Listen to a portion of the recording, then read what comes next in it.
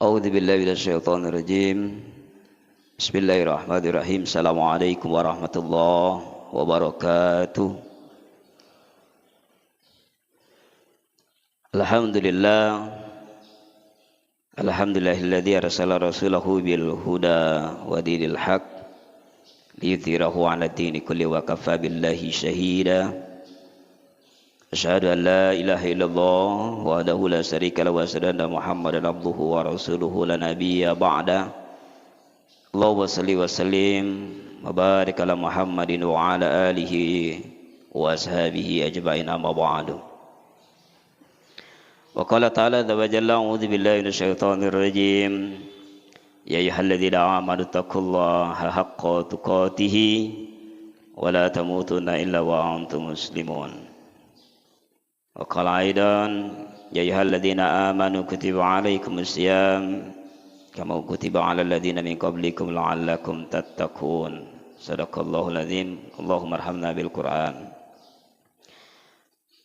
Jamaah salat subuh yang dirahmati Allah Subhanahu wa taala, alhamdulillah bersyukur kita kepada Allah Subhanahu wa taala karena Allah masih mengizinkan kita semua untuk bisa menjalankan ibadah salat subuh secara berjamaah. Dan alhamdulillah Allah masih mengembalikan ruh kita ke dalam jasad sehingga kita masih dapat menghirup udara segar di pagi hari ini.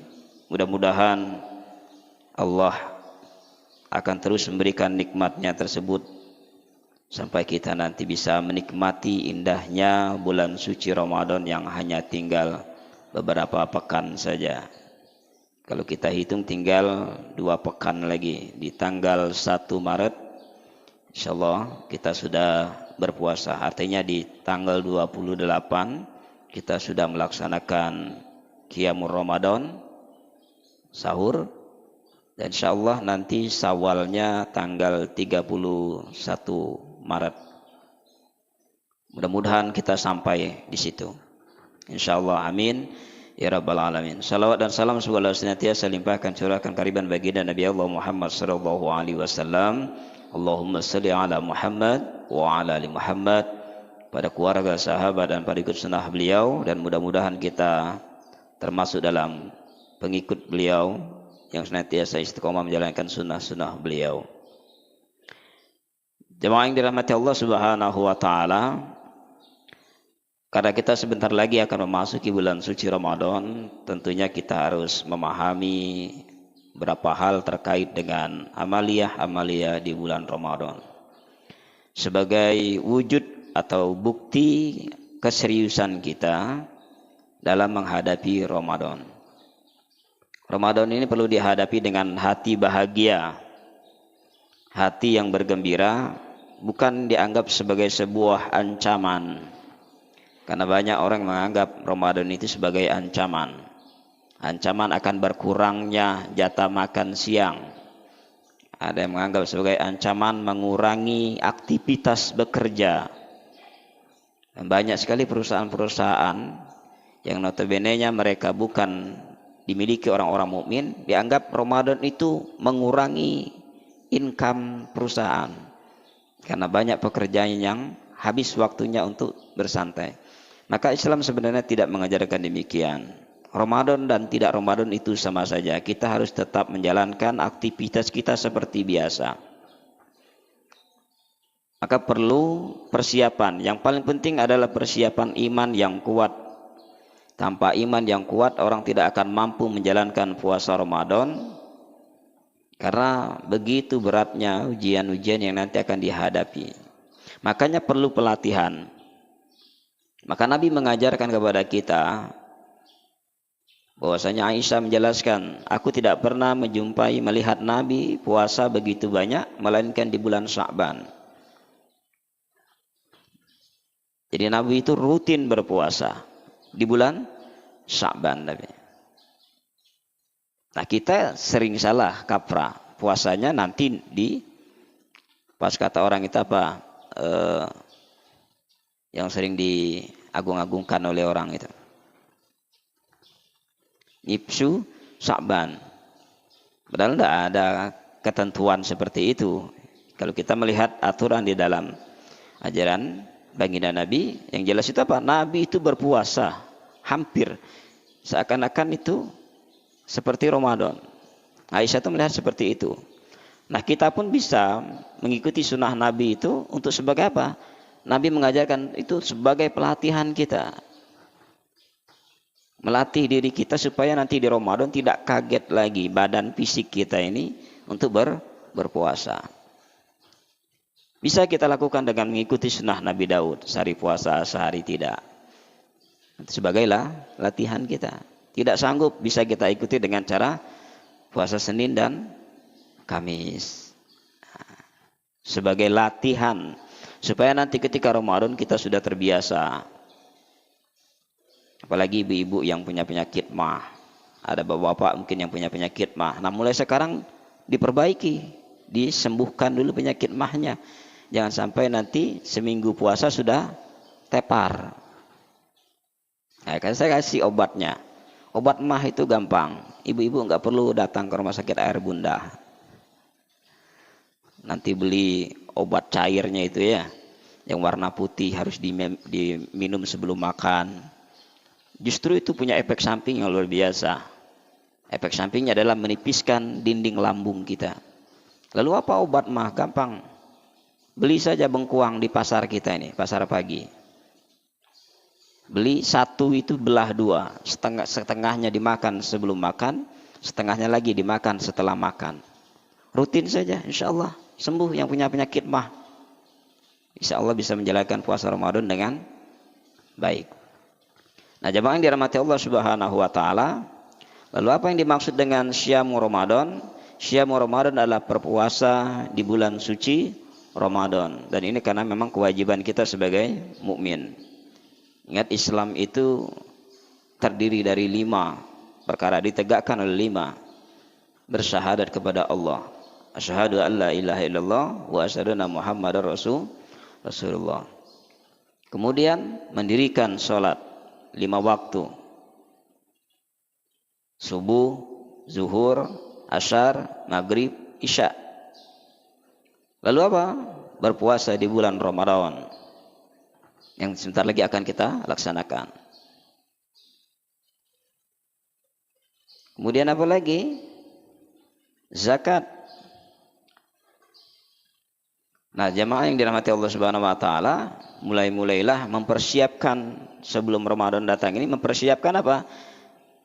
Harta kita, finansial kita untuk menghadapi Ramadan. Karena Ramadan ini bulan yang luar biasa bagi kita untuk bersedekah.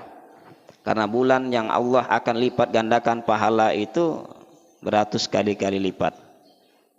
Kalau di bulan Sya'ban ini Allah balas 2 kali lipat. Bapak-bapak sekalian, ibu-ibu sudah sholat subuh berjamaah di masjid, mendapatkan pahala 27 derajat. Karena ini bulan Sya'ban Allah balas 2 kali lipat. Tapi di Ramadan, Masya Allah, lebih dari itu. Dan hebatnya lagi, puasa. Puasa Allah tidak memerintahkan malaikat untuk mencatatnya. Khusus puasa kata Allah apa? Biar aku sendiri yang memberikan nilainya. Subhanallah, jadi begitu luar biasa. Nah, itu puasa Ramadan. Nah, hukumnya apa? Hukum puasa itu adalah wajib. Artinya ketika kita melakukannya akan mendapatkan pahala, ketika ditinggalkan dosa, mendapatkan dosa.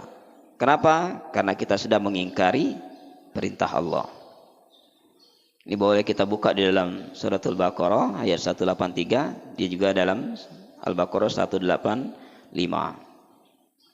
Menunjukkan kewajiban kita untuk berpuasa. Dan tentunya puasa ini bukan saja diwajibkan kepada kita, tapi sudah diwajibkan juga kepada umat-umat terdahulu. Walaupun beda cara pelaksanaannya. Kalau umat-umat terdahulu sebelum baginda Nabi Allah Muhammad SAW, mereka hanya puasa 3 hari dalam 1 bulan. Dan itu full 1 tahun. Dan mereka tidak ada sahurnya. Jadi tidak pakai sahur. Imsak, isya. Kemudian kapan waktu berbuka? Waktu berbuka mereka adalah ketika mega-mega merah itu menghilang, barulah mereka berbuka puasa. Maka dulu pernah ketika sebelum turunnya syariat kepada Nabi Muhammad SAW saat puasa, jadi pernah sahabat itu sampai 2 hari tidak buka.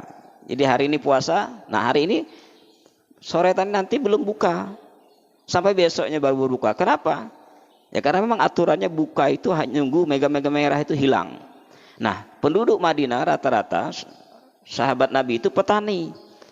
Pulang kerja sudah sore, istirahat tertidur. Bangun-bangun sudah harus puasa lagi. Tapi indahnya syariat baginda Nabi Allah Muhammad SAW, kita disunahkan untuk sahur sebelum masuk waktu subuh, dan disunahkan untuk mempercepat berbuka ketika matahari sudah terbenam. Jadi bersyukur kita menjadi umat Nabi Allah Muhammad SAW, dipermudah. Kalau umat terdahulu 1 tahun penuh 3 hari dalam 1 bulan, tapi kalau kita hanya 1 bulan dalam 1 tahun. Lalu apakah kita bisa mendapatkan pahala yang sama seperti umat terdahulu? Umat Nabi Muhammad dipermudah oleh Allah Subhanahu wa taala. Cukup mereka menambah 6 hari setelah nanti Ramadan di bulan Syawal, maka pahalanya sama 1 tahun penuh seperti umat terdahulu yang berpuasa 1 tahun penuh. Jadi apa dalilnya kita diwajibkan untuk berpuasa? Yang menjelaskan bahwasanya juga umat terdahulu berpuasa. Dalam Al-Baqarah katakan a'udzubillahi minasyaitonirrajim, ya ayyuhalladzina amanu kutiba alaikumusiyam kama kutiba alal ladzina min qablikum la'allakum tattaqun. Jadi diwajibkan bagi kita orang-orang yang beriman untuk berpuasa. Karena apa? Karena umat terdahulu pun juga diwajibkan berpuasa. Kadang-kadang kita kan sering protes, kenapa kita mesti suruh puasa? Kata Allah apa? Bukan kalian saja yang diwajibkan puasa, umat dahulu pun sama punya kewajiban puasa. Nah, begitu. Di dalil ini menjelaskan supaya apa? Supaya kita menjadi pribadi-pribadi yang muttaqin, bertakwa kepada Allah Subhanahu wa taala. Nah, karena puasa ini adalah rukun Islam, ibu-ibu, bapak-bapak boleh buka dalam kitab Al-Bukhari dan Muslim. Ibnu Umar radhiyallahu anhuma qala Rasulullah sallallahu alaihi wasallam, bunyanul Islam al-khamsin, syahadat an la ilaha illallah wa anna Muhammadar Rasulullah wa iqamas shalah wa ita'iz zakah wal hajjul wa shaumi Ramadan. Jadi ini merupakan syariat dan rukun daripada agama Islam itu sendiri. Lalu bagaimana, apa keutamaan kita yang melaksanakan puasa Ramadan nanti? Orang-orang yang berpuasa Ramadan dengan penuh kesadaran, tanpa ada rasa paksaan, tanpa merasa berat, tanpa merasa beban. Puasa itu bukanlah sebagai beban, yaitu sebagai ibadah kepada Allah. Maka apa? Maka orang-orang yang seperti ini, kata Nabi SAW dalam hadis riwayat Al-Bukhari dan Muslim, dikatakan dari Abu Hurairah radhiyallahu anhu, diriwayatkan ia berkata, Rasulullah SAW telah bersabda, barang siapa berpuasa pada bulan Ramadan dengan penuh kesadaran iman dan pengharapan terhadap Allah Subhanahu wa taala, maka akan diampuni dosa-dosanya yang telah lalu. Ini hadis riwayat Bukhari dan Muslim. Hadisnya sahih. Boleh nanti Bapak Ibu sekalian buka di dalam tarjih, kitab tarjih Muhammadiyah. Itu dijelaskan demikian.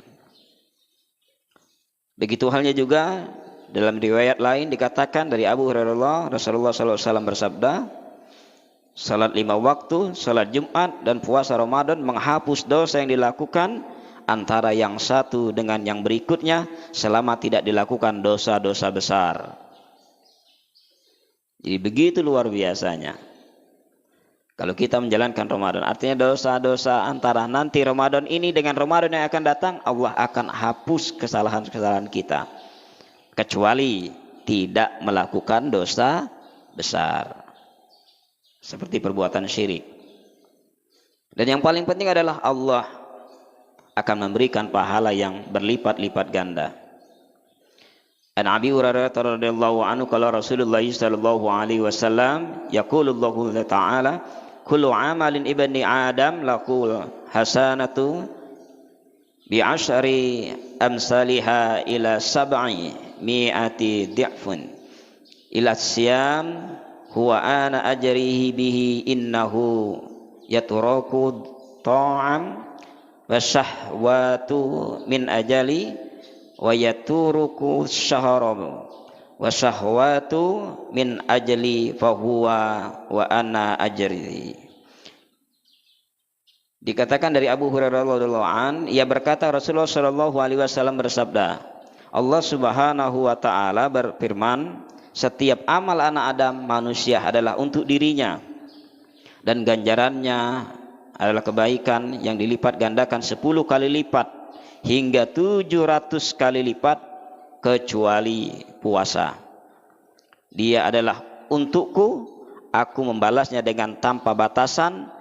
Orang yang berpuasa itu meninggalkan makanan dan syahwatnya demi aku, dan meninggalkan minum dan syahwatnya demi aku, maka puasa itu adalah untukku dan aku sendiri yang membalasnya. Ini hadis riwayat Ad-Darimi. Jadi dari hadis ini dikatakan, dari hadis satu dan hadis-hadis lainnya, artinya orang-orang yang berpuasa itu nanti akan mendapatkan balasan yang begitu luar biasa.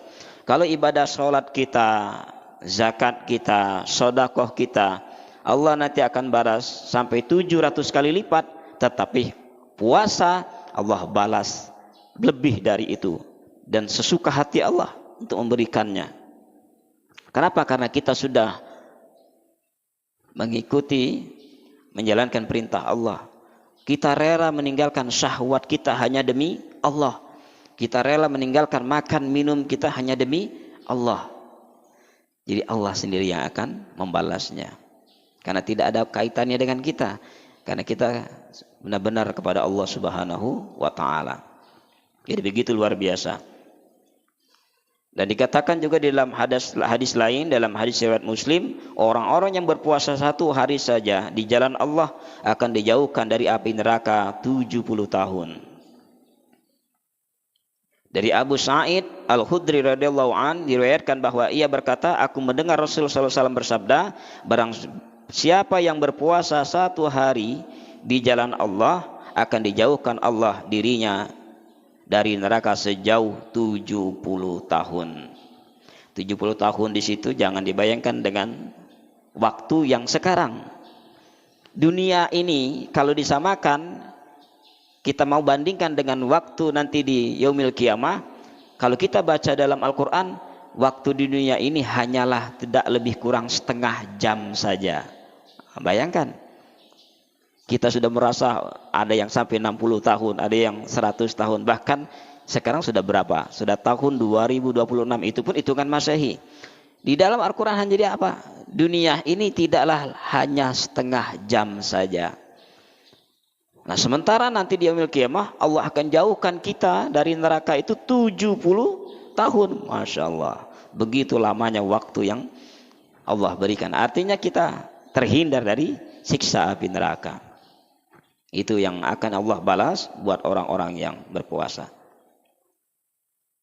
Nah, ada hikmah bagi orang-orang yang nanti menjalankan ibadah puasa itu. Yang paling pertama adalah dia akan memiliki cenderungan yang kuat untuk melihat puasanya dalam pemenuhan tuntutan keinginan yang bersifat jasmani.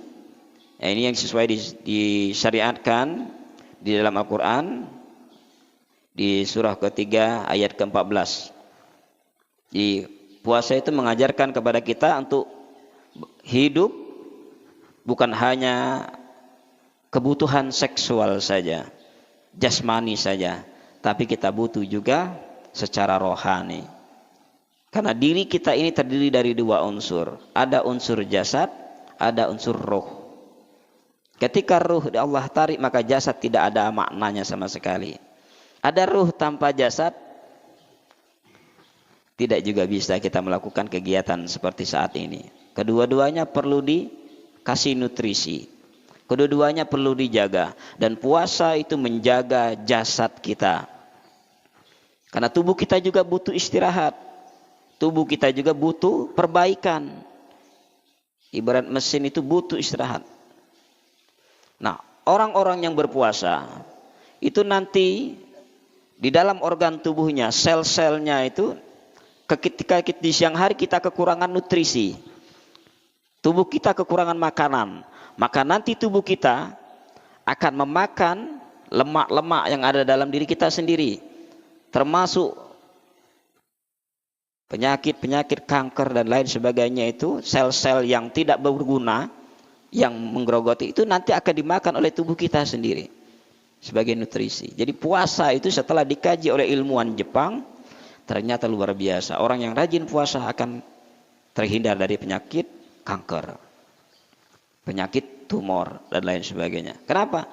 Karena penyakit-penyakit itu sudah dimakan oleh tubuh kita ketika kita berpuasa.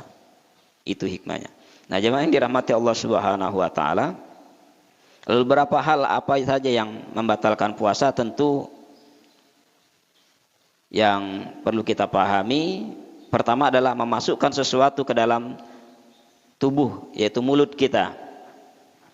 Baik mulut ataupun hidung, misalkan seperti makan, minum, termasuk obat, atau kebiasaan kita wudhu memasukkan air ke hidung tapi kebablasan. Maka sunnah di dalam Islam itu kata Nabi apa? Kalau kita berwudhu ketika berpuasa jangan terlalu dalam. Kita biasakan nyedot air, maka jangan terlalu dalam menyedotnya. Termasuk kumur-kumur pun dilarang untuk secara berlebihan. Lalu apa yang bisa membatalkan puasa? Selain memasukkan tadi, bagi perempuan adalah yang mengalami haid atau nifas. Nah, ini batal puasanya. Kemudian apa lagi? Mencium istri dengan dorongan syahwat. Bagaimana kalau tidak syahwat? Nah, di dalam hadis riwayat Al-Bukhari dan Muslim dikatakan karena Nabi sallallahu alaihi wasallam yuqabbalu wa huwa shaimun. Nabi SAW ketika berpuasa dan berpelukan ketika berpuasa, namun beliau adalah orang yang paling mampu mengendalikan birahinya. Jadi Nabi itu pernah berpuasa lalu beliau memeluk dan mencium Aisyah. Tapi tiap beliau melanjutkan puasanya. Tapi kita tahu betul bahwasanya Nabi itu manusia yang paling bisa menahan nafsunya. Jadi pada suatu hari ini di dalam hadis lain diriwayatkan Abu Daud dan Imam Ahmad, pada suatu hari saya merasa birahi, lalu saya mencium istri saya, lalu saya datang kepada Nabi sallallahu alaihi wasallam dan mengatakan, saya hari ini telah melakukan hal yang gawat. Saya mencium istri saya ketika sedang berpuasa. Lalu Nabi sallallahu alaihi wasallam bertanya, bagaimana kalau engkau berkumur-kumur dengan air ketika berpuasa? Aku menjawab, tidak apa-apa. Lalu Nabi SAW menimpalinya, kalau begitu kenapa bertanya? Jadi kalau asalkan kita tidak ada birahi, tapi lebih baik kita hindari. Khawatirnya kita tidak mampu menahan syahwat, jadi bisa membatalkan puasa. Kemudian keluarnya mani dengan sengaja, meminum obat, nah itu bisa membatalkan puasa. Jadi lalu bagaimana kami bisa menyalurkan syahwat? Nah, di dalam tuntunan Islam bukan berarti tidak boleh kita, ya. Boleh saja. Kadang orang bertanya, boleh nggak kami melakukan hubungan suami istri di bulan Ramadan? Boleh. Asalkan bukan di siang hari, tapi di malam hari. Ini dikatakan anak Aisyah wa Ummu Salamah ar-Rasulullah sallallahu alaihi wasallam kana yadurikuhul fajri wa huwa junubu min ahlihi summa yaghsilu wa yasumu. Dari Aisyah dikatakan dan Ummu Salamah diriwayatkan bahwa Rasul SAW pernah junub ketika telah terbit fajar, kemudian beliau mandi dan berpuasa. Nah, jadi boleh saja di malam hari, asalkan nanti sebelum sholat subuh kita sudah mandi wajib. Nah, jadi begitu luar biasanya Islam mengatur. Lalu bagaimana ini telah berpuasa tentunya malam kita disunahkan untuk melakukan qiyamul Ramadan. Nah, qiyam Ramadan ini adalah sholat tarawih. Jadi masyru', Nabi SAW menganjurkan kita untuk melaksanakan qiyamul Ramadan, mengajak keluarga kita, tentunya istri anak kita untuk melaksanakan qiyamul Ramadan atau sholat tarawih. Lalu apa dalilnya? Dari Abu Hurairah dikatakan bahwa Rasulullah SAW bersabda, barang siapa melakukan qiyam Ramadan atas dasar iman dan harapan pahala dari Allah Subhanahu wa taala, maka diampuni dosa-dosa yang telah lalu. Dan Ibnu Ish'ab Az-Zuhri ini dalam kitab beliau halaman 124 sampai 742 mengatakan bahwa Rasulullah SAW wafat sedang keadaan adalah demikian itu, kemudian keadaannya juga demikian pada masa Khalifah Abu Bakar Umar radhiyallahu an. Hadis riwayat Al-Bukhari. Nah, jemaah yang dirahmati Allah Subhanahu wa taala, lalu bagaimana kita melaksanakan qiyamul Ramadan? Ada baiknya dilakukan secara berjamaah, karena memang pernah dicontohkan oleh Nabi Shallallahu alaihi wasallam. Walaupun tidak full dalam satu Ramadan Nabi mengimami salat. Dan Nabi tidak melakukan itu bukan berarti tidak menganjurkan untuk berjamaah, tapi Nabi khawatir itu menjadi kewajiban bagi umat Islam.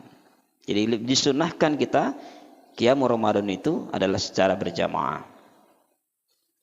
Dari Aisyah Ummul Mukminin diriwayatkan bahwa Rasulullah SAW sholat pada suatu malam di masjid. Lalu beberapa orang laki-laki ikut sholat bersama beliau. Kemudian beliau sholat lagi pada malam berikutnya dan orang-orang bertambah banyak.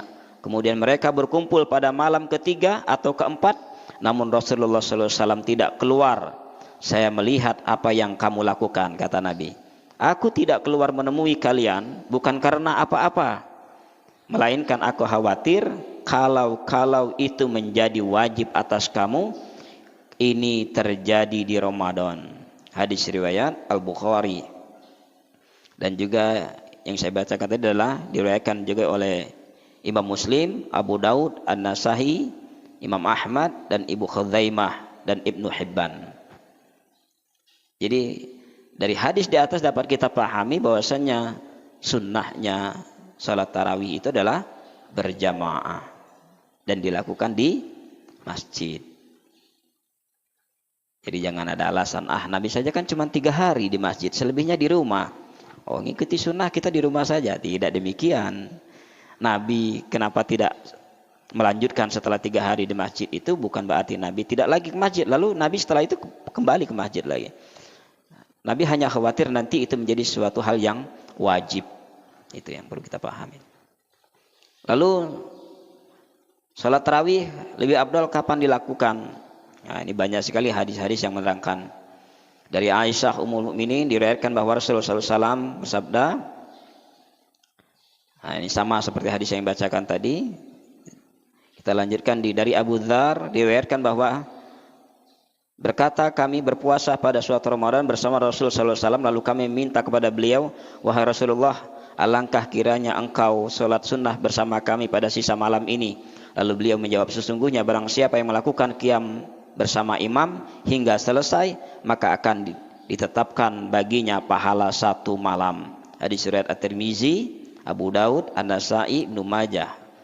Jadi ketika kita mau sholat Ramadan berjamaah di masjid, maka Allah akan hitung pahala itu seperti halnya kita sholat 1 malam penuh.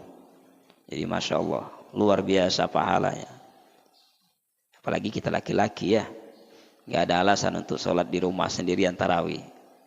Jadi sunnahnya adalah di masjid secara berjamaah. Dan kita dapatkan pahala yang luar biasa.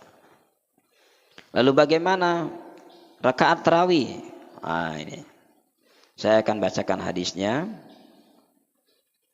An Abi Salamah ibni Abdurrahman annahu sa'ala Aisyah radhiyallahu anhu kaifa kanat salatu Rasulullah sallallahu alaihi wasallam fi Ramadan faqalatu ma kana yazidu Ramadan wala fi ghairi ala 11 raq'atan yusallu arba'a fala tasal an abi husnihin wa tuli'inna summa yusallu arba'an fala tas an husnihinna wa tulihinna thumma yasallu salasan.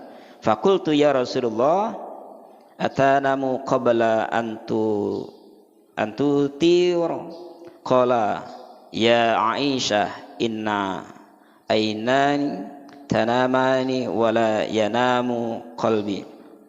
Dari Abi Salamah Ibnu Abdurrahman diriwayatkan bahwa dia bertanya kepada Aisyah radhiyallahu an tentang bagaimana salat Rasulullah di bulan Ramadan.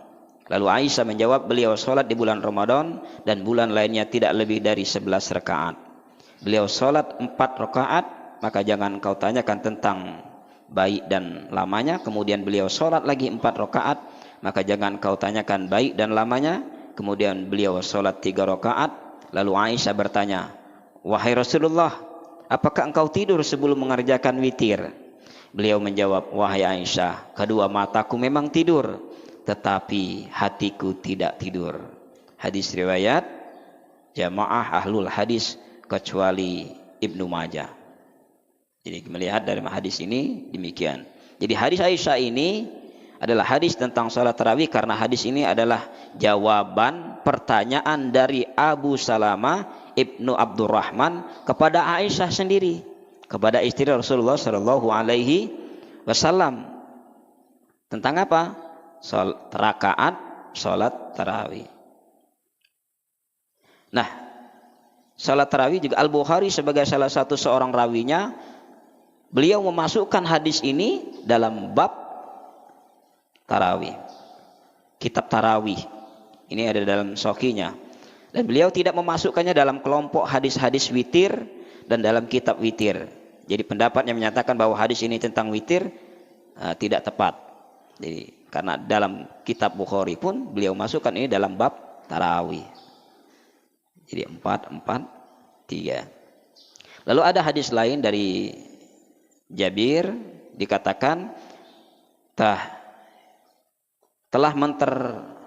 mewartakan kepada kami atau memberitakan kepada kami Utsman ibnu Abdullah At-Talham, ia berkata telah memberitakan kepada Abu Ja'far Al-Humaid, ia berkata telah mengabarkan kepada Ya'qub ibni Abdullah, ia berkata Rasulullah SAW salat bersama kami di bulan Ramadan 8 rakaat dan melakukan witir, lalu pada malam berikutnya kami berkumpul di masjid dan mengharapkan beliau keluar, tetapi beliau tidak keluar. Kami masuk menemui Nabi SAW dan mengatakan, wahai Rasulullah, tadi malam kami berkumpul di masjid dan berharap engkau salat mengimami kami. Lalu beliau menjawab, saya khawatir kalau itu menjadi wajib atasmu. Nah, At-Tabrani berkata hadis ini diriwayatkan dari Jabir hanya dengan sanad ini, di mana Ya'qub menyendiri meriwayatkan, namun dia adalah seorang yang bisa dipercaya. Jadi At-Tabrani ini adalah lafalnya dalam Al-Mujam Asy-Syaghir, Abu Ya'la Ibnu Mudzair dan Ibnu Khazimah. Jadi 8 rakaat dengan 3 witir itu pun juga ada dasarnya, disampaikan oleh sahabat Nabi Shallallahu Alaihi Wasallam. Jadi jangan ada kekhawatiran lagi ya. Nah, ketika Umar bin Khattab pada tahun kedua dalam pemerintah beliau sebagai khalifah pada saat itu menertibkan jamaah salat tarawih di Masjid Nabawi dan mengangkat imam tetap memimpin salat tersebut, yaitu Ubay bin Ka'ab atau Ubay ibnu Ka'ab dan Tamin Ad-Darari. Beliau memerintahkan kepada kedua imam tersebut untuk melaksanakan salat tarawih 11 rakaat. Ini di zaman siapa tadi? Umar ibnu Khattab. Jadi di zaman Umar ibnu Khattab pun masih sama, 11 rakaat. Lalu ini boleh dibuka dalam kitabnya ya, dalam buku juga.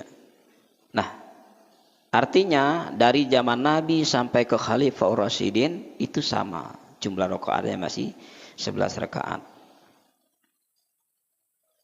Kalau kita buka di sini ya. Termasuk juga di dalam Ubaidullah Al-Lasai berkata dia telah memberitakan Ubay bin Ka'ab dan Tamim Ad-Darari agar mengimami orang yang banyak melakukan qiyam Ramadan 11 rakaat. As-Sa'ib bin Yazid melanjutkan. Jadi Sa'ib bin Yazid adalah imam yang membaca surat-surat yang ayatnya ratusan sehingga kami berpegang kepada tongkat karena lamanya berdiri dan kami baru selesai menjelang fajar menyingsing. Oh, begitu luar biasanya ya para sahabat dulu sholat itu. Bahkan dalam hadis-hadis dikatakan sampai-sampai kami khawatir tidak bisa untuk melakukan sahur. Jadi mengikuti sahabat-sahabat yang mengimami sholat tarawih. Ya sama seperti yang ada di mana? Daerah Jawa ya. Yang mereka sholat sampai jam 3 baru selesai. Nah itu hampir sama yang diajarkan oleh para sahabat dulu. Mungkin kita yang tidak sanggup. Tapi itu jelas ada sunnahnya. Nah dari Abu Salamah ia berkata, saya mendatangi Aisyah lalu bertanya, Ibu beritahu saya tentang sholat Rasulullah Sallallahu Alaihi Wasallam. Ia menjawab, ada sholat beliau di bulan Ramadan dan bulan lainnya 13 rakaat di malam hari di antara 2 rakaat fajar. Jadi ada juga yang mengatakan 13. Nah, bagaimana tentang ada yang sholat 23? Nah, memang ada hadisnya yang diriwayatkan. Hadisnya juga ada. Itu dari Ibnu Abbas yang menyatakan bahwa Nabi 23 rakaat tanpa berjamaah, tapi hadis ini adalah sangat dhaif dan mungkar. Kenapa demikian? Karena hadis dhaif ini terdapat rawi yang namanya Abu Syaiban Ibrahim bin Utsman. Jadi ada perawinya dalam hadis tersebut yang namanya Abu Syaiban Ibrahim ibnu Utsman. Disepakati bahwa seluruh ahlu hadis tanpa kecuali sebagai rawi yang dhaif karena hadisnya ditinggalkan dan dipandang sebagai hadis mungkar. Jadi tidak bisa untuk dijadikan sebagai hujjah atau pegangan kita. Nah, ada yang mengatakan, oh ulama-ulama dulu seperti itu. Buktinya Masjid Haram sampai sekarang masih. Nah, banyak juga yang berpendapat demikian. Ya. Ternyata setelah kita telusuri dalam kitab-kitab, bahkan dalam sejarah, mulai berubahnya Masjid Haram menjadi 23 itu adalah ketika dipimpin oleh Khalifah Umayyah. Muawiyah bin Abi Muawiyah bin Sufyan ya, yang mendirikan dinasti Umayyah. Nah, ketika dinasti Umayyah berdiri itulah baru mulai berubah menjadi 23. Kalau dilihat dari zaman Nabi sampai ke Khalifah Ar-Rasyidin tetap 11 rakaat. Jadi kalau kita buka dalam buku tarjihnya seperti itu. Jadi Abu Hasan Al-Bukhari dalam syarahnya, dalam kitab syarah beliau, terbukti dari Rasulullah SAW mengenai qiyam Ramadan adalah 11 rakaat termasuk witir dan bukan lainnya. Ini merupakan sunnah yang bukan 20 rakaat. Ketika mensyarah hadis Aisyah tentang salat tarawih 11 rakaat, Al-Misri dalam kitab Al-Uruf As-Sajazi mengegaskan bahwa riwayat ini adalah riwayat dalam 2 kitab sahih menurut hadis-hadis salat tarawih. Jadi, nah masjid beliau 11 rakaat pada Nabi. Lalu hingga zaman Umar, nah ketika ia menertibkan jamaah pun sama. Lalu Ibnu Al-Mulakin menyebutkan bahwa pada mulanya Umar memerintahkan 11 rakaat, kemudian ada yang merubah menjadi 20 rakaat. Itu mulai pasnya di zaman Yazid Ibnu Husaifah sampai pada dinasti Umayyah tahun 1344 atau 1926 saat dinasti Saudi berkuasa juga dilaksanakan 23 rakaat. Jadi dari dinasti Umayyah sampai Saud menguasai Saudi Arabia tetap menjadi 23. Asalnya sebenarnya 11 rakaat. Nah, ini bisa menjadi hujah kita semua. Maka jemaah yang dirahmati Allah Subhanahu wa taala, menjelang Ramadan ini mari kita perbaiki kembali amaliyah kita dengan melaksanakan puasa sunnah semampu kita. Tidak mampu Daud, tidak mampu mungkin setiap hari, ya Senin Kamis kita mulai membiasakan diri puasa dan mulai menyiapkan harta-harta terbaik kita untuk bersedekah nanti di bulan Ramadan, dan mulai menjalankan salat malam, qiyamul malamnya, supaya nanti ketika Ramadan terbiasa untuk salat tarawih gitu ya.